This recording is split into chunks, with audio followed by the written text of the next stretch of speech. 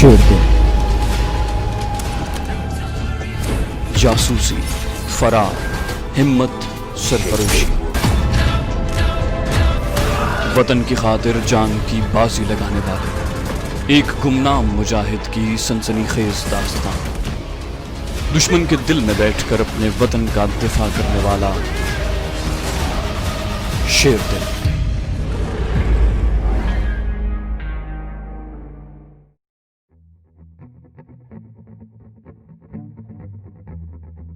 मुझे यकीन हो गया था कि एक खुफिया पुलिस का आदमी सेंट्रल गवर्नमेंट की सीक्रेट सर्विस की जानिब से मेरी निगरानी पर लगा दिया गया है। अब मुझे किसी कमांडो साथी की जरूरत थी। मुझे ख्याल आया कि कश्मीरी मुजाहिद तो उस इलाके में कमांडो ऑपरेशन के लिए आते ही रहते हैं। उनका खोज लगाना चाहिए और किसी तजर्बाकार कश्मीरी कमांडो को अपने साथ में ला लेना चाहिए। सवाल ये था कि जालंधर शहर में और उसके गिरदोनिवाह में सिखों की आबादी थी। यहाँ मुसलमानों की आबादी चंद एक घरानों पर मुश्तमिल थी जो मालिर कोटला से आकर यहाँ कारोबार करने लगे थे। अंबाले वाले मजार पर भी किसी कश्मीरी कमांडो से मुलाकात होने की उम्मीद थी, मगर मैं जालंधर का मिसाइल सेंटर छोड़कर वहां नहीं जा सकता था। मेरा सारा कमांडो ऑपरेशन जालंधर के इलाके में ही शुरू होने वाला था। अचानक मुझे ख्याल आया, एसपी मेहता ने एक बार कहा था कि जालंधर में एक मुसलमानों का पुराना कब्रिस्तान हुआ करता था। तकसीम के बाद वहाँ लोगों ने कब्रिस्तान को मिटाकर मकान बना लिए हैं, लेकिन वहाँ एक कब्र रंग साईं की थी जिस पर हिंदू सिख भी आकर चढ़ावे चढ़ाया करते थे और मन्नतें मांगते थे। वो सारा कब्रिस्तान मिट गया है, मगर रंग साईं की कब्र उसी तरह है। उस पर पूरा मजार बन गया है और एक सिख वहाँ मुतवल्ली बनकर बैठ गया है जो लोगों से नजराने वसूल करता है। उसकी जबानी मुझे ये भी मालूम हुआ कि रंग साईं के मजार पर जम्मू और कश्मीर से भी मुसलमान चढ़ावे चढ़ाने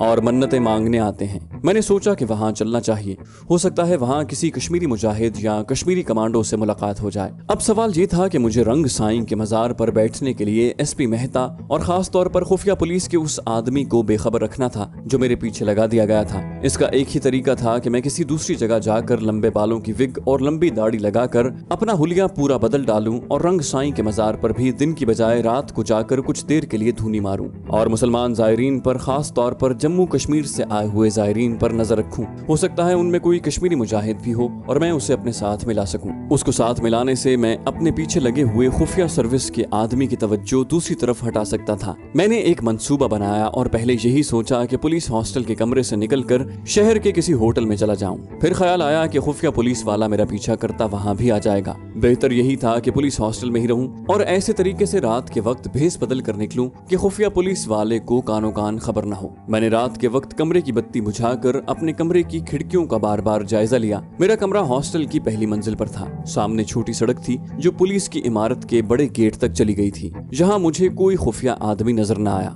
लेकिन मुझे यकीन था कि वो कहीं न कहीं छुप कर बैठा होगा और मेरी निगरानी कर रहा होगा। ये अलग बात है कि रात के वक्त ये लोग भी थोड़े ढीले पड़ जाते हैं, क्योंकि मेरे बारे में खास तौर पर खुफिया पुलिस वालों को मालूम था कि मैं रात के वक्त अपने कमरे में चले जाने के बाद फिर बाहर नहीं निकलता और जल्दी सो जाता हूँ। मेकअप और हुलिया बदलने का सामान मैंने अपने कमरे में ही रखा हुआ था। दिन के वक्त मैंने जायजा ले लिया था कि मुझे किस तरफ से हॉस्टल से बाहर निकलना है। मैं शाम के 7 बजे तक एसपी मेहता के कमरे में बैठा रहा और उसे ये तासुर देता रहा कि आज मेरी तबीयत ठीक नहीं है, मैं हॉस्टल जाकर जल्दी सो जाना चाहता हूँ। वहीं मैंने थोड़ा खाना खाया और हॉस्टल में आ गया। आते ही मैंने कमरे का दरवाजा और खिड़कियां बंद कर दी, अंदर से चटखनियां चढ़ा दी और रात गहरी होने का इंतजार करने लगा। हॉस्टल वाले मेरे कमरे का दरवाजा छोटी सड़क की जानिब खुलता था। मैंने खिड़की की दर्ज में से बाहर देखा। सड़क पर बत्तियां रोशन थी। दूसरी जानिब कुछ दरख्त थे, उनके पीछे पुलिस लाइन की बैरकें थीं। वहाँ हल्का हल्का अंधेरा था। मेरी उकाबी नजरों ने उस धुंधले अंधेरे में एक इंसानी साये को एक दरख्त के पीछे से निकलकर दूसरे दरख्त की तरफ जाते देखा।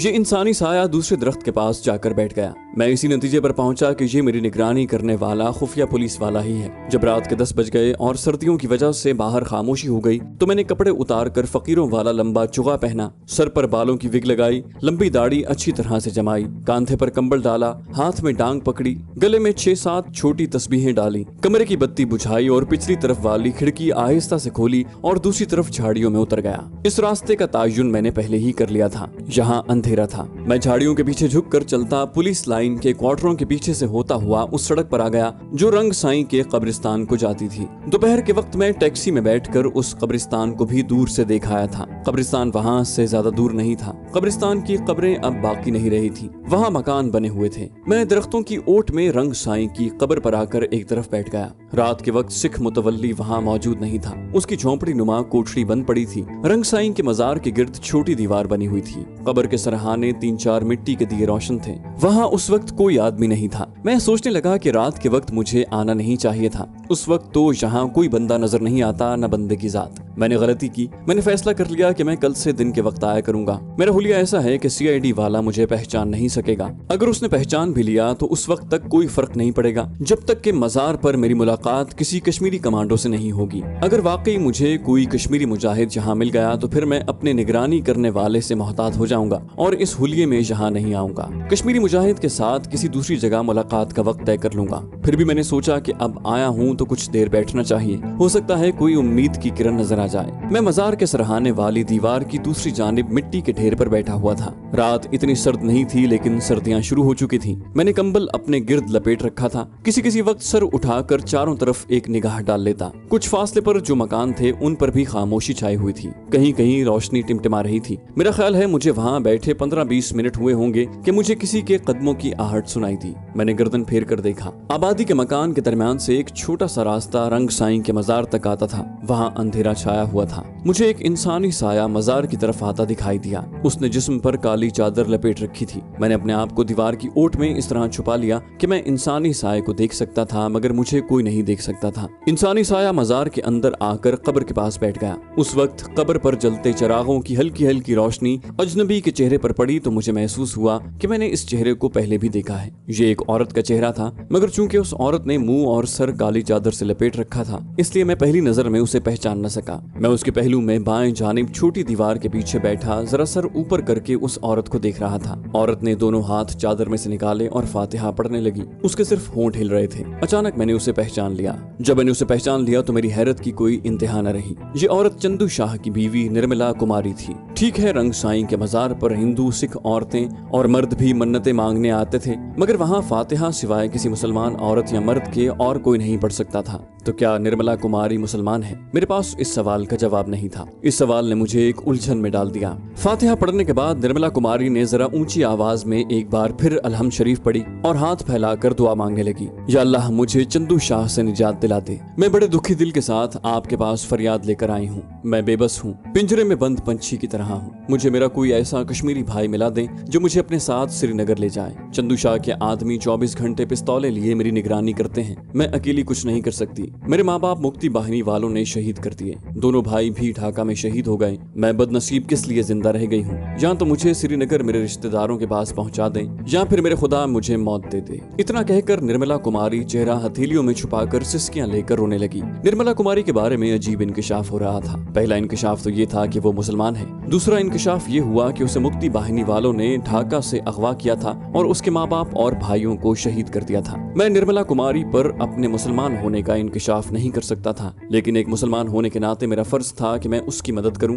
और जिस मुसीबत में वो फंसी हुई है वहां से उसे निकालूं। उस वक्त मैं उसके सामने नहीं आना चाहता था। मैं दीवार के पीछे छुपा रहा। रोने धोने और मजार पर दुआ मांगने के बाद जब निर्मला कुमारी चली गई तो उसके थोड़ी देर बाद मैं भी वापस हो गया। जिस तरफ से आया था उसी तरफ से गुजरता हुआ मैं खिड़की खोलकर अपने कमरे में आ गया। मुझे इस मुहिम में कोई कश्मीरी कमांडो तो नहीं मिला, लेकिन एक बदनसीब मुसलमान लड़की से जरूर मुलाकात हो गई थी जिसकी मदद करना मेरा फर्ज बन गया था। कमरे में आकर मैंने दाढ़ी और बालों की विग उतार कर अलमारी में रखी और मुंह हाथ धोकर बिस्तर पर लेट गया। काफी देर तक निर्मला कुमारी के बारे में सोचता रहा। यकीनन ये औरत ढाका फॉल के दिनों में अगवा हुई होगी। ढाका फॉल के आखिरी दिनों में जब भारत ने मुक्ति बाहिनी की शक्ल में कमांडो फोर्स मशरकी पाकिस्तान में दाखिल कर दी थी तो उसने वहां आकर जबरदस्त तबाही मचाई थी। ये फोर्स भारतीय कमांडोज पर मुश्तमिल थी। पाकिस्तान आर्मी की तादाद बेहद कम थी और उसके बावजूद वो महाजों पर आखिरी जवान और आखिरी गोली तक लड़ रही थी। पाक आर्मी को न कुमक मिल रही थी, न पूरा एमुनिशन मिल रहा था और न बटालियन की बदली हो रही थी। जो जवान पहले रोज से लड़ रहा था वही 30 दिन के बाद भी लड़ रहा था। भारतीय और मुक्ति वाहिनी वाले मोर्चों के पीछे तकरीबी कार्रवाइयां कर रहे थे, पुल उड़ा रहे थे। जिन कश्तियों और छोटे बहरी जहाजों में पाक आर्मी की गिनती की नफरी के वास्ते एमुनिशन लाया जाता था, उन्हें धमाकों से उड़ा रहे थे। इन हालात में मुक्ति वाहिनी गैर बंगाली मुसलमान शहरियों पर टूट पड़ी थी और मर्दों, बच्चों और बूढ़ी औरतों को बेदर्दी से कत्ल किया जा रहा था और जवान लड़कियों को अगवा करके कलकत्ता और बम्बई पहुंचाया जा रहा था, जहां उन्हें बाजार हुस्न में फरोख्त कर दिया जाता। यकीनन निर्मला कुमारी के साथ भी ऐसा ही अलमिया हुआ था। मुझे उसका असली नाम मालूम नहीं था। दूसरे रोज मैं सबसे पहले अपने असली टारगेट मिसाइल सेंटर में गया। वहां ब्रिगेडियर श्याम प्रसाद और मिस्टर घोष से मुलाकात की। थोड़ी देर वहां मिसाइल के चार्टों का मुताला करता रहा। उन लोगों को मालूम था कि डिफेंस डिपार्टमेंट और खास तौर पर डिफेंस इंटेलिजेंस वालों ने मेरी ड्यूटी लगाई है कि मैं भारत के इस हसास इदारे और मिसाइलों की तनसीब और उसकी कारकर्दगी के बारे में हर दूसरे रोज दिल्ली सेक्रेटेरिएट को रिपोर्ट भेजूं। दोपहर को मैंने आदर्श रेस्टोरेंट में अकेले खाना खाया और फिर थोड़ी देर हॉस्टल में आराम करने के बाद एसपी मेहता के पास आ गया। बातों ही बातों में मैंने उसको राजदारी के साथ कहा, मिस्टर मेहता, मुझे ऊपर से इशारा मिला है कि चंदू शाह की पत्नी निर्मला की निगरानी करूं, उससे मिलूं और उसके बारे में रिपोर्ट लिख कर भेजूं। एसपी मेहता बोला, महाराज जी, मैंने तो आपको पहले ही कहा था कि मुझे उस औरत पर शक है कि ये दुश्मन के एजेंटों के साथ मिली हुई है। मैंने कहा, मुझे तो उसकी किसी हरकत से ये मालूम नहीं हुआ, हो सकता है मेरी निगाह धोखा खा गई हो। अब ऊपर से सिग्नल मिला है तो मैं भी ये समझने पर मजबूर हो गया हूँ कि इस औरत निर्मला कुमारी का पाकिस्तानी जासूसों या कश्मीरी कमांडो से कोई न कोई राब्ता जरूर है। एसपी मेहता ने सिविल पुलिस के अफसरों की तरह फौरन कहा, तो महाराज जी, हम आज ही उसे पकड़कर थाने ले आते हैं। मैंने कहा, नहीं नहीं, इस तरह तो उसके साथ ही रूपोश हो जाएंगे, अंडरग्राउंड चले जाएंगे। बोला, फिर महाराज जी, आपका सुझाव क्या है? मैंने कहा, पहले मुझे इस औरत के साथ अलहदगी में 2-3 मुलाकातें करने दो। मुझे यकीन है कि मैं उससे बातों ही बातों में उसके पाकिस्तानी या कश्मीरी साथियों का सुराग लगाने में कामयाब हो जाऊंगा। जब हमें इन लोगों का सुराग मालूम हो जाएगा तो सबसे पहले हम इन जासूसों को छापा मारकर गिरफ्तार करेंगे। निर्मला कुमारी तो हमारे हाथ में ही है, उसको तो हम जब चाहें पकड़ सकते हैं। ये बात एसपी मेहता की समझ में आ गई। कहने लगा, ये आपने बिल्कुल ठीक कहा, हम ऐसा ही करेंगे। मैंने कहा, मैं आज शाम को चंदू शाह के घर जाकर निर्मला कुमारी से मुलाकात करता हूँ। मुझे यकीन है कि चंदू शाह को निर्मला कुमारी से मेरी अलहदगी में मुलाकात पर कोई एतराज नहीं होगा। एसपी मेहता चहकते हुए बोला, महाराज जी, चंदू शाह तो बड़ा खुश होगा, वो तो खुद निर्मला कुमारी को आपके हुजूर पेश करना चाहता है। मैंने जरा सख्त लहजे में कहा, तुम्हें मेरे सामने ऐसी बात जबान पर नहीं लानी चाहिए, मैं इस किस्म का ऑफिसर नहीं हूँ। बाल ठाकरे जी ने हमें सबसे पहले जो शिक्षा दी थी वो ये थी कि अपने कैरेक्टर को हनुमान जी की मानिंद महफूज रखना। एसपी मेहता बाल ठाकरे का नाम सुनकर सहम सा गया। बोला, महाराज जी, गलती हो गई, क्षमा कर दें। मैंने उसकी बात सुनी अनसुनी करते हुए कहा, तुम चंदू शाह को फोन कर दो कि स्पेशल इंटेलिजेंस ऑफिसर धर्मचंद आज शाम को उसके पास चाय पीने आएंगे। तुम यही कहना कि वो तो नहीं आ रहे थे, लेकिन मैंने उन्हें बड़ी मुश्किल से राजी कर लिया है। ठीक है? बोला, बिल्कुल ठीक है महाराज, मैं उसे फोन कर दूंगा, हम 6-7 बजे वहाँ पहुँच जाएंगे। एसपी मेहता अपने आप को भी मेरे साथ नत्थी कर रहा था। मैंने उसे वहीं टोक दिया, नहीं मेहता साहब, इस मिशन पर मैं अकेला ही जाऊंगा। बोला, ठीक है महाराज। कुछ देर बैठने के बाद मैं वहाँ से वापस अपने हॉस्टल में आ गया। शाम को ठीक 7 बजे मैं पुलिस की स्टाफ कार में चंदू शाह के बंगले पर पहुंच गया। वो पहले से मेरे इंतजार में था। निर्मला कुमारी को उसने बड़ी कीमती रेशमी साड़ी पहनाई हुई थी। बड़े तबाक से मिला, जूस पिलाया, फिर खाने के लिए कहने लगा। मैंने कहा, शाह जी, मैं खाना नहीं खाऊंगा, बस चाय पी लूंगा। आज आप लोगों से मिलने को बहुत जी चाह रहा था। असल में आपका स्वभाव ऐसा है कि मैं आपको और निर्मला जी को बड़ा पसंद करने लगा हूँ। चंदू शाह की तो बातें खिल गईं। उसे अच्छी तरह मालूम था कि सेंट्रल गवर्नमेंट के अहम तरीन महकमों की चाबी मेरे हाथ में है और अगर मैं उसकी सिफारिश कर दूं तो उसे कोई भी नहीं डाल सकेगा। मेरी धाक एसपी मेहता ने बहुत बिठा रखी थी। निर्मला कुमारी मेरे पास सोफे पर बैठी थी। चंदू शाह ने जानबूझकर हमें तन्हाई का मौका देते हुए कहा, सर, आप निर्मला जी से बातें करें, मैं सामने वाले स्टोर से होकर 1 मिनट में आता हूँ। चंदू शाह चला गया। कमरे में मैं और निर्मला कुमारी अकेले रह गए। मैं इस कश्मकश में था कि निर्मला कुमारी पर अपना मुसलमान होना जाहिर करूं या ना। अगर उस पर यह जाहिर नहीं करता कि मैं मुसलमान हूं तो वो ये सोचने में हक बजानिब होगी कि हिंदू होते हुए मुझे एक मुसलमान लड़की के साथ इतनी हमदर्दी क्यों है। मैं रास्ते में भी यही सोचता रहा और वहाँ बैठा निर्मला कुमारी से मौसम की और इधर उधर की बातें करते हुए भी यही सोच रहा था। आखिर मैं एक नतीजे पर पहुंच गया। मैंने फैसला कर लिया कि मैं उसे हरगिज ये नहीं बताऊंगा कि मैं हकीकत में मुसलमान हूँ। ये राज बताने से कोई फायदा तो मुझे नहीं पहुंच सकता, मगर बेशुमार मसाइल और खतरनाक पेचीदगियां जरूर पैदा हो सकती हैं। ये मेरा सबसे अहम राज था। मैं इसे अपने तक ही महदूद रखना करना चाहता था। ये फैसला करने के बाद मैंने निर्मला कुमारी से असल मौजू पर अचानक बात शुरू कर दी।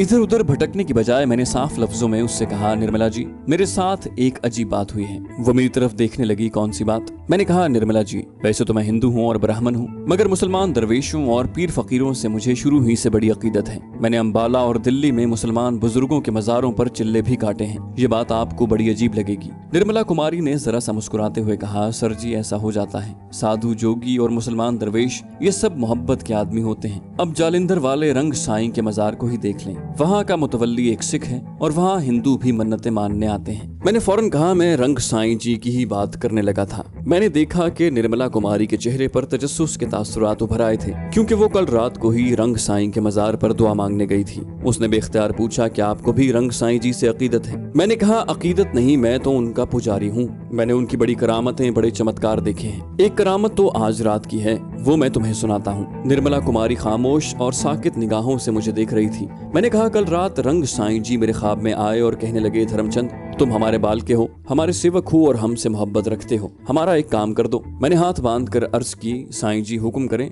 मैं आपकी क्या सेवा कर सकता हूँ? रंग साईं जी ने मुझे एक ऐसी बात सुनाई कि जिसको सुनकर मैं हैरान रह गया। निर्मला कुमारी का तजस्सुस बढ़ गया था। कहने लगी, साईं जी ने क्या बताया था? मैंने कहा, रंग साईं जी ने कहा, जालिंधर सिटी में चंदू शाह के घर जाओ, उसने एक औरत को घर में डाल रखा है। उस औरत का नाम निर्मला कुमारी है, मगर वो असल में मुसलमान है। वो इस वक्त बड़ी मुसीबत में है। तुम जाकर उसकी मुसीबत सुनो और उसकी मदद करो। निर्मला जी, जब मैंने ये सुना कि चंदू शाह के यहाँ जो औरत है वो मुसलमान है, तो मैं हैरान परेशान हो गया। मैंने रंग साईं जी से कहा, महाराज, ये आप क्या फरमा रहे हैं? सबको मालूम है कि वो औरत हिंदू है और उसका नाम निर्मला कुमारी है। उस पर रंग साईं जी ने किसी कदर सख्ती से कहा, तुम आगे मत बोलो, हम जो कुछ कह रहे हैं वैसा ही करो। वो औरत बड़ी मुसीबत की मारी है और मुसलमान है। जाकर उसकी दुख भरी कहानी सुनो और उसको चंदू शाह की जहन्नम से निजात दिलाओ। उसके बाद मेरी आंख खुल गई। निर्मला जी, मैं तो सुबह से बेचैन था कि किसी तरह आपके पास पहुंचूं। आखिर एसपी मेहता से कहकर चंदू शाह से टाइम तय किया और मैं तुम्हारे पास आ गया हूँ। अब तुम मुझे बताओ कि तुम्हारी दुख भरी दास्तान क्या है। मुझसे किसी बात को छुपाना नहीं, क्योंकि साईं जी ने ख्वाब में आकर मुझे सब कुछ बता दिया है। सिर्फ तुम्हारी दुख भरी दास्तान नहीं बताई, ये बता दिया है कि तुम मुसलमान हो। एक बात मैं तुम्हें जरूर कहना चाहता हूँ कि मुझ पर भरोसा करना। तुम्हारा हर राज मेरे दिल में राज बनकर रहेगा। मैं दुनिया के इंसानों से धोखा कर सकता हूँ, लेकिन रंग साईं जी के साथ ऐसा नहीं कर सकता। वो मेरे मुर्शिद हैं, मेरे गुरुदेव हैं। तुम बेधड़क होकर मुझे अपनी बिपता सुनाओ और मुझे बताओ कि मैं तुम्हारे लिए क्या कर सकता हूँ। मैंने वो सारी कहानी बयान कर दी थी जो निर्मला कुमारी ने गुज़श्ता रात को रंग साईं के मजार पर अपनी जबान से कही थी और चंदू शाह से निजात मांगी थी। मैंने सिर्फ ये नहीं बताया था कि वो कश्मीर अपने रिश्तेदारों के पास जाना चाहती है। इसके अलावा मैंने उसका असली मुसलमानों वाला नाम भी नहीं बताया था। मेरी गुफ्तगू का निर्मला कुमारी पर शदीद रद्द अमल हुआ, क्योंकि वो गुज़श्ता रात ही साईं जी के मजार पर फरियाद लेकर गई थी और मैं उसके अगले दिन उसके पास आकर उसे ये खुशखबरी सुना रहा था कि साईं जी रात मेरे ख्वाब में आए थे और उन्होंने मुझे उसकी मदद करने का हुक्म दिया है। निर्मला कुमारी की आंखों में आंसू आ गए। हाथ जोड़कर उसने आसमान की तरफ देखा और उसके मुंह से बेख्तियार निकला, अल्लाह पाक, तूने साईं जी के जरिए मेरी दुआ सुन ली। मैं कितनी खुश नसीब हूँ। मैंने कहा, निर्मला, मुझे मुख्तसर अल्फाज में बताओ कि साईं जी ने ख्वाब में आकर जो कुछ कहा, क्या ये सब दुरुस्त है? अगर दुरुस्त है तो मैं तुम्हारी क्या मदद कर सकता हूँ? निर्मला कुमारी ने मुझे अपनी दुख भरी दास्तान सुनाते हुए बताया कि वो अपने माँ बाप और 2 भाइयों के साथ ढाका के मोहम्मदपुर के इलाके में रहती थी। वो लोग कश्मीर से यहाँ आए थे। उसका बाप कालीनों के रफू का बड़ा माहिर था। मोहम्मदपुर में उसे एक दुकान पर कालीनों की रफूगरी का काम मिल गया था। उन्हें मशरकी पाकिस्तान में आए अभी 1 साल भी नहीं हुआ था कि वहाँ हंगामे शुरू हो गए। उसके बाद इंडिया ने हमला कर दिया। फिर मुक्ति बाहिनी वाले आ गए। वो गैर बंगाली मुसलमानों को पकड़ पकड़ कर घसीटते हुए खुली ग्राउंड में ले जाते, जहाँ उनकी आंखें निकाली जाती, एक एक उज़्व काटा जाता और बड़ी अजियत देकर शहीद कर दिया जाता। जवान लड़कियों को उठा कर ले जाते। हम उस वक्त घर पर ही थे जब मुक्ति बाहिनी के 10-12 फौजी दरवाजा तोड़कर अंदर दाखिल हुए। हमारी चीखें निकल गईं। उन्होंने मेरे सामने मेरे वालिद, मेरी माँ और मेरे भाइयों को गोलियां मारकर शहीद कर दिया और मुझे घसीटते हुए बाहर ले गए। बाहर एक जीप में मुझे डाला और खुदा जाने कहाँ ले जाने के लिए जीप रवाना हो गई। निर्मला कुमारी कह रही थी, मेरी हालत ऐसी थी कि सदमे की वजह से कोई होश न था। एक रेलवे स्टेशन आ गया, जहाँ मुझे एक दूसरे ट्रक में डाल दिया गया। उस ट्रक में पहले ही से कुछ लड़कियां सहमी हुई बैठी थी। ट्रक सारा दिन सारी रात चलता रहा। आखिर एक बहुत बड़ा शहर आ गया। ये शहर कलकत्ता था। हमें शहर के बाहर एक मकान में बंद करके रखा गया। दूसरे रोज कुछ लोग आए। वो हमें टटोल कर देखते जिस तरह कसाई बकरियों को देखा करते हैं। मुक्ति वाहिनी के सारे आदमी कलकत्ते के बंगाली हिंदू थे। उन्होंने हम सब लड़कियों को फरोख्त कर दिया। इन खरीदने वालों में चंदू शाह भी था। उसने मुझे खरीद लिया। मेरा नाम उसने निर्मला कुमारी रख दिया और दिल्ली में आकर एक कोठी में रहने लगा। वो मुझे सरकारी अफसरों के आगे पेश करता और लाखों के ठेके हासिल करता। उसके बाद वो जालिंधर आ गया, जहाँ उसने ये बंगला खरीद लिया। ये है मेरी मुख्तसर दुख भरी कहानी। यहाँ तक कहने के बाद निर्मला कुमारी खामोश हो गई। उसने एक गहरी सांस भरी। उसकी आंखें आंसुओं से नम हो गई थी।